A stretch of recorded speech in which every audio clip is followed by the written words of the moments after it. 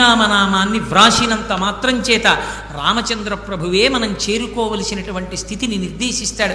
మహానుభావుడు గుంటూరులో రాగం ఆంజనేయులు గారని ఉండేవారు. ఎప్పుడూ శ్రీరామనామమే, అలా శ్రీరామ శ్రీరామ శ్రీరామ శ్రీరామ వ్రాస్తూనే ఉండేవారు. ఆఖరికి ఆయన ఆ పుస్తకాలన్నీ రామనామం రాసినవన్నీ బండిలో పెట్టుకుని రామనామ జపం చేస్తూ భద్రాచలం వెళ్ళారు. భద్రాచలం వెళ్ళి ఆ రోజు సాయంకాలం రామచంద్రమూర్తి యొక్క దేవాలయంలో రామనామం ఇచ్చేద్దాం అనుకున్నారు. ఇవాళ ఎందుకులేండి, ఇక్కడ ఏదో సప్తాహం చేద్దాం అనుకుంటున్నాం కదా, రేపిద్దాం, ఏకాదశి వస్తుంది కదా అన్నారు. ఏమోనయా, ఏ క్షణం ఎవడికి తెలుసు, ఇచ్చేసేద్దాం అన్నారు.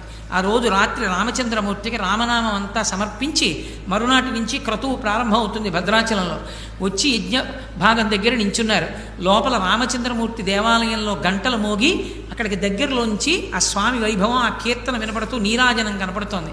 ఆ నీరాజనం వంక చూస్తూ అలాగే నిలబడి రామ రామ రామ అంటూ శరీరం వదిలేసి